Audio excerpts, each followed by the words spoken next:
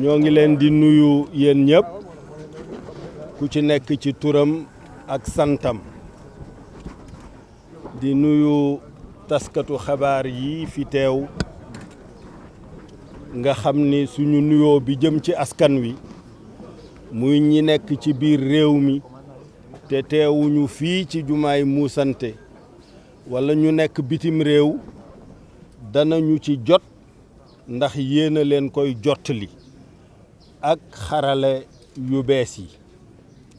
kon yéen li imam bi wax ci yéen muy journaliste yu responsable di informer di former di éduquer yéen la ñuy njëkk a ñaanal yàlla defal leen loolu te ngeen sax ci ndax mission bu rëy la société du am te weccoo xibaar amul gis nga Pâques bi ñu génn juif yi ni ñu koy feetee mooy dañuy jël xale bu ndaw muy laaj rabbin bi ba Israël di génne Égypte di jóge ci njaam di dem ci liberté lu ko sabab rabbin bi di ko nettali de façon rituel boobu li ñu ci jublu mooy mu firndeel importance su formation ak information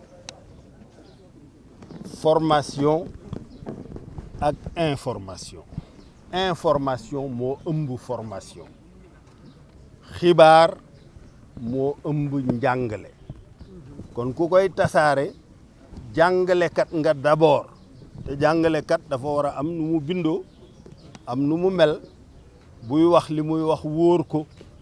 bu ñu ko indilee xibaar boo xam ni wérul fa tabayyanu mu leerlu ko ba mu leer mu soog koo joxe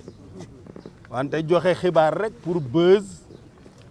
buñ la waxee nga ne waaw keneen ki jéem naa ko jotuma ko loolu wérul puisque mën ngaa denc xibaar bi bañ ko tasaare puisque bu xisee tasaaroo weddi ga mën naa bañ a jote ji fa xibaar bu njëkk bi jote donc responsabilité bu njëkk ci journaliste yi loolu lañ leen di ñaanal ginnaaw bu ñu leen baloo ak baal leen ak ñaan borom bi mu boole ñu jéggal ci bis bu rafet bi di bisu iid di bisu feet te li ñuy feete jar naa feete ndax weer wi ñu jóge ñett la ci yàlla digaate mooy jéggal ñu suñuy rëcc-rëcc yërëm ñu sotti ñu ay xéewal yuy baawaan ba nuppi goreel suñu yaram ci safara waaye sëñ bi lii jar naa feet kat jar naa feet donc moom la ñuy feet bu ñu ko dee feetu nag dañoo war a fexe ba loolu xiif bi ñu xiif mar mi ñu mar bàyyi yu bari yuñ doon def yuy bégal suñu ruux ngir ormal weer wi loolu am jeexital ci suñu comportement à partir d'aujourd'hui loolu moo tax ñuy rafetlu bu baax xutba imam bi ndax lan la xutba jàmm wolof yi sax dañ naan jàmm ak salaam pour mu gën a mu gën a bari rek puisque jàmm mooy salaam mais wolof yi ñoom dañ naan jàmm ak salaam pour gën a insister ci importance su jàmm dama tase ak sama benn oncle ci benn dëj mu ne ma li ma la mën a xamal daal mooy jàmm moom ku ko am ba ñàkk ko li nga am lépp da nga ko jaay pour wuute ko te amaana doo ko gis ku am jàmm caaxaan ba ñàkk ko li nga yore ci or ak jama ak pétrole ak gaz ak lépp di nga ko jaay pour wutaat jàmm te wóorul nga gisaat donc loolu moo lay wan importance su jàmm mu ne Serigne Touba wax na ne gisul jàmm lu ko gën fii ak fa ñu jëm li fay nekkal nit àjjana mooy xalbun salim mooy xol bu nekk ci jàmm loolooy àjjana. àjjana du bërëb booy dem état booy dund la. àjjana du bërëb booy dem li Serigne Cheikh di wax état booy dund la. Serigne Cheikh nee na lii nit ñi jàppe àjjana jardin d'enfant rekk la ndax yàlla bu ko dara deseetul lu dul jaay sàngara ak i jànq jaratu ko te loolu la ñuy wax ci àjjana dañ naan la déegu sàngara yaa ngi nii wurul ay nii yaa ngi nii déegu meew yaa ngi nii loolu c'est pas important. C'est l'état dans lequel on se situe qui est un état de bien-être profond, d'un cœur apaisé, d'une âme apaisée, d'un esprit apaisé. C'est ça le paradis. li ci des jardin d'enfants dañ koy naxe naar yi rek ndax ñoom li mu leen tere fii te ñu bëgg ko la leen ni bu ngeen ko bàyyee fii dana bari fële pour nax leen li Serigne Cheikh ne daf leen koy aayoo nen ne daf leen koy aayoo nen ne mais àjjana c'est pas un lieu où on se rend, c'est un état qu'on vit de façon permanente. loolu moo tax muy wax ne les héritiers de Firdaws ils y demeurent éternellement. Éternellement mooy lu dul dakk lu dul dakk nag du dakk fii du dakk fële ça veut dire que fii àjjana mën na fi am fële mën na fi am boo nekkee ci xol bu apaisé nga xam ni da ngay dilater sa poitrine bu ñu la xasee mu tàbbi ci biir bu ñu la defee lu metti mu tàbbi ci biir bu demee ba fees beneen ñëw nga dilaté waat mu dugg tàbbi ci biir sans perturber ton métabolisme. C'est ça le paradis. Donc loolu la ñuy ñaan muy jàmm ji suñu boroom saxal ko Serigne Cheikh daawul gàmmu ba jeexal te waxul ne yàlla na ngeen nekk ci jàmm di am jàmm may am jàmm ngeen di am jàmm ba déwén ak jàmm loolu la daan wax may am jàmm ngeen di am jàmm ba déwén ak jàmm. C'est ça, c'est la paix. Aujourd'hui, ce qu'on me reproche d'avoir répondu à l'appel de Macky Sall lorsqu'il y a eu cette période de Covid xamuñu woon lan la mu ne ma daal chinois yaa ngi dee américains yaa ngi dee tubaab yaa ngi dee te fii la jëm si xamuñu ndax danañu mucc xamuñu ndax duñu mucc booba dialogue national nañu ba pare ba nga xam ni normalement daf maa war a jox statut chef de l'opposition ànd ak 4 milliards looloo dàq fuuf lii ma nekk puisque joxuma dara fii ma toll ci ses bi ay miettes rek mais bu ma nekkoon chef de l'opposition am 4 milliards di wër Sénégal kon heure bi dana fekk déjà ma nekk président c'est clair y a aucun doute là-dessus mais mu ne ma loolu la ñuy def wala dañuy gàttandu lii ba mucc ci soog a xam lu ñuy def nga dellu fa nga nekkoon wala nga xam noo def ma ne ko d'accord naa nañ def loolu ñeneen ñi ko deful lu leen ca fekk waa Guinée ñan ñoo daaneel Alpha Condé ana ña ko daaneel ñoo yor nguur ku ko yor waaw kay waa Mali ñan ñoo daaneel IBK déedéet ñi ko daaneel laa wax ñoom imam Dicko la ak opposition bi ana ñu ñoo yor nguur ga ku ko yor waa Burkina ñan ñoo daaneel nguur ga déedéet opposition bi ñoo xeex ci mbedd yi ay balai citoyen yu kenn xamul mais ñan ñoo ko yor armée bi donc du xel nga jàpp ni da ngay daaneel toog c'est complètement irréfléchi c'est pas que daaneel nga que da ngay toog waaw li ma def man mooy dëgg mais teeluñu koo xam léegi nag xam nañ ne mooy dëgg waaw moo tax dëgg moom du réer loolu la wolof wax daf ni mooy mujj mais ki ko ñemee def nag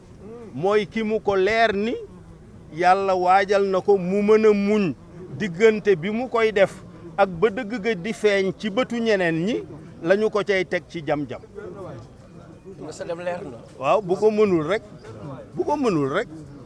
jaru ko donc jàmm moo am importance te jàmm moom la suñu kilifa yëpp bëgg moom la sëñ Muntaxa bëgg moom la sëñ Mbay Si Mansour bëgg moom la Laayeen yi bëgg moom la Njaasaan bëgg moom la waa Popenguine bëgg moom la Ceneba bëgg moom la roi Oussouye bëgg moom la suñu mbokku séeréer yi ñi topp roog seen bëgg Serigne Cheikh doon wax ba ñu ko laajee ne ko turu yàlla yi dañ ne 100 la 99 yi wax nañ ñu ko centième bi lan la mu ne leen roog seen parce que mooy bu séeréer yi te nekkul ci liste bi parce que xam na ne moom yàlla nee na qu'il se conforme à l'idée que se fait de lui son serviteur donc c'est roog seen c'est possible ndax fii ak 2024 gëm nga ne jàmm jooju ñu ragal dina am ci Sénégal. man gëm naa ne jàmm ji dina am non président Macky Sall damaa dem këram mu invité ma ndogu ñu julli timis julli gee moo ma jiite timis bi daf na ma jiiteel ñaar yëpp puisque man bu ma jiitee bu ma juumee yow di nga mën a wax subhanallah mais léeg-léeg yow nga wax ay saar yoo xam ni du ma ko xam boo ci juumee du ma mën a wax subhanallah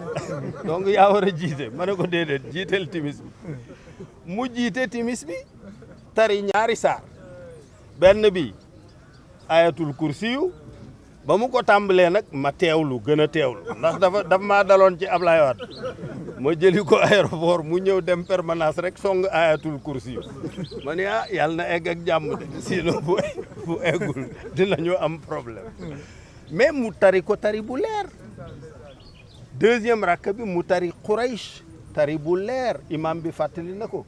falyabudu rabba hadha al bayt alladi at'amahum min ju' wa amanahum min xawf ma ne ko loolu nag mooy sa lettre de mission yow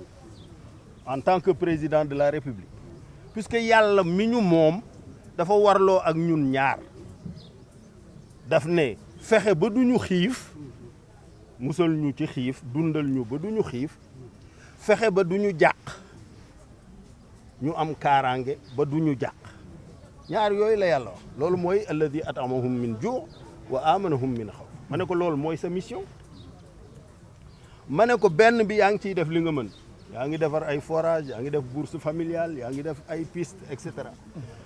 dama dem Bandia fekke waxtaanu ay libanais yoo xam ne dañuy def chasse xamuñu kan laa doon puisque maa ngi sol samay lunettes sama casque ak sama masque ñu ne ñoom dañ daan wër àlli Sénégal yi di rëbb mais li ñu gis ren bi ñu ñëwee ci ay forage ci ay piste ay nangam musuñu ko gis ma woo Macky ma ne ko yow sa affaire u Diamniadio bi mu ngi bëgg a romb Diamniadio sa vision bi parce que li ma yi ma toogal ñu ngi wax say piste ay Matam ay Podor ay village yu kenn xamul yoo xam ni boo fa demee léegi c'est complètement transformé ma ne ko loolu yaa ngi ci mais fii Sénégal toll nit ñi jàq nañu puisque defe nañ ni le 30 bii la Sénégal di tàkk ndax procès Ousmane Sonko bi ma ne ko léegi nag man am na lu ma ci bëgg a def mais du ma la wax lan la danga may bàyyi ma def rek bu ma defee ba pare bu la neexee alhamdulilah bu la neexul nga dàq ma yaa yor décret bi donc y a pas de souci mu ne ma bon d'accord vas-y ci laa xëyee ci fajar bi dem seeti Ousmane Sonko falaa jullee fajar tari inna anzalnaahu fi laylatil qadr jeexe salaamun hiya hatta matla'il fajr pourquoi jàmm ji di yam fajar pourquoi salaamun hiya hatta matla'il fajr yàlla moo ñu ëpp doole ñun ñëpp ragalul kenn et pourtant il fait descendre tous ces décrets la nuit inna anzalnaahu fi laylatil qadr tous les décrets il les fait descendre là et il dit c'est protégé et préservé jusqu'à l'aube parce que guddi gi kenn du gis li muy def lan la mais fajar gi mooy frontière u guddi ak bëccëg bu ko muree rek ñi nga xam ne ñii décret bi neexu leen ñooñu ñooy jóg nag nekk ay xannaas di yuwas wisu fii su duuri naas moo xam minal jinnat wan naas loolu moo tax yàlla pour se protéger de ces humains-là de l'homme là-bas il dit seulement qul a'udhu bi rabbil falaq il convoque seulement la seigneurie mais quand il s'agit de l'homme il convoque rabbinas malikinas ilahinas il convoque les 3 attributs. Il convoque la seigneurie, la déité, la royauté, pour pouvoir maîtriser l'homme. Donc l'homme est dangereux et le Sénégal l'est plus. Le Sénégalais, il est encore plus dangereux parmi les hommes. Il est capable, li imam bi wax léegi, ñëw sa kër ngay naan sa café mu lay fen rek. C'est malheureux mais c'est comme ça. Nous sommes un peuple très bizarre et très surprenant. Il y a beaucoup de menteurs, beaucoup d'indignes de confiance, beaucoup de truands, beaucoup de njublang. Quand j'avais déclaré dans ma déclaration de politique générale que j'allais combattre njublang et protéger góorgóorlu, c'est ça que je voulais dire. Hein? C'est ça que je voulais dire. Et c'est ce que je pense encore aujourd'hui. Si vous ne voulez pas que je combatte njublang de façon sérieuse,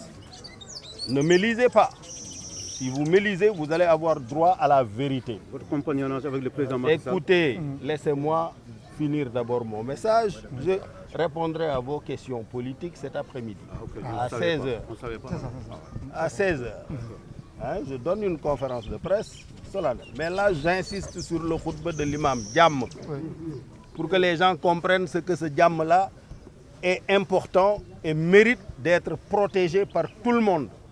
Et en tout premier lieu par les citoyens eux-mêmes. Les forces de sécurité et de défense, bien sûr, feront leur travail, mais ce sont les citoyens eux-mêmes qui doivent protéger la paix. C'est eux les bénéficiaires de cette paix. Dans l'histoire, comment est-ce que l'État est né? L'État est né suite à un choc climatique qui a fait que les gens ne pouvaient plus chasser, cueillir et pêcher. Et heureusement, à 4 endroits du monde, il y a eu 4 grands fleuves nourriciers qui ont traversé le désert. C'est le Nil, le Tigre et l'Euphrate, la Mésopotamie, quoi, et l'Indus et le fleuve jaune qui a donné naissance à la Chine. Donc les 4 grandes civilisations dans l'histoire, c'est la civilisation égyptienne, africaine, puisque c'est la Nubie qui a éduqué l'Égypte, qui elle-même a éduqué la Crète, qui elle-même a éduqué la Grèce. Et c'est grâce à Alexandre le Grand, ce Macédonien, que ça a été éparpillé dans le monde. Et plus tard par César, avec la longue durée du règne de l'Empire romain, ça s'est universalisé. Ce qu'on appelle la culture universelle que les Occidentaux se sont appropriés est bel et bien né en Afrique, en Nubie. Les pyramides là, pyramides yi nekk booru Soudan jëm foofu, puisque Nil bi dafa jóge lac Victoria dem ba Méditerranée dafa romb ay dëkk Soudan, Éthiopie jaar fii ci montagne yi nangam mais foofa ba loola amee nit ñi daw toog ci booru dex yi créer agriculture mu remplacer cueillette ñu créer élevage mu remplacer chasse mais chasse ak agriculture dafa yomb dafa jafe. Chasse dafa yomb pardon, élevage dafa jafe, cueillir dafa yomb, bay dafa jafe. Boo toogee di bay wala nga yeew sa gétt am ñoo xam ni ñoom la ñu tàmmoon muy chasser loola ca la ñu wëy ñuy ñëw di sàcc nag yeeg xar yeeg bëy yi éleveurs yi mooy vol de bétail ñëw bu ñu fekkee sa sàq fees ñu sàcc ko gaa yi dem ba sonn créer pharaon Firawna mooy pharaon ñu ne buur bi ñaari fonction rek nga am benn bi mooy ndox mi jóge lac Victoria jëm si fii ci Égypte ña nekk ca kaw bu ñu ko téye jëfandikoo ko ñoom rek ñun ñi nekk ci suuf di loru. Ceux qui sont d'amont ne doivent pas retenir l'eau et empêcher à ceux qui sont d'aval d'en bénéficier. Deuxième fonction mooy ñun dañuy bay bi dafa laaj nga ruuj dafa laaj nga jëmbat dafa laaj nga toppatoo après nga def sa sàq denc pour bu amee difficulté nga am loo jëfandikoo. Sàmm gi aussi dafa laaj nga yeew nag yi yeew fas yi yeew te dafa am ay bandi yoo xam ni ñoom la ñu tàmmoon ca ba ñuy rëbb rek loolu la ñu wéyal donc nga musal ñu ci ñooñu loolu mooy la première fonction de l'État, c'est provoquer la paix pour que ceux qui ont des activités économiques légitimes ne se préoccupent pas de leur sécurité. loolu la donc les forces de sécurité et de défense là judduwul tey de mu ngi judd moins 2800 avant Jésus-Christ 3000 ans avant Jésus-Christ. Jésus-Christ il y a 2000 ans maintenant et 23 années donc ça fait plus de 5000 ans que les forces de sécurité et de défense existent te ni ko imam bi waxee yonent bi wax ko sallallahu alayhi wa sallam nee na ñaari bët yii daal ñoom du ñu gis safara ñoom bët bi nga xam ni tuur na ranxooñ ndax dégg gi mu dégg samay wax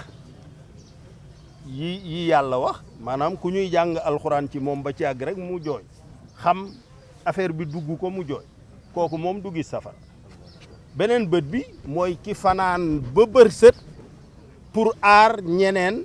moom nelawul jaarul ci nelaw ñan ñooy def loolu policiers yi gendarme yi militaires yi ba noppi dañ leen di rey ñoom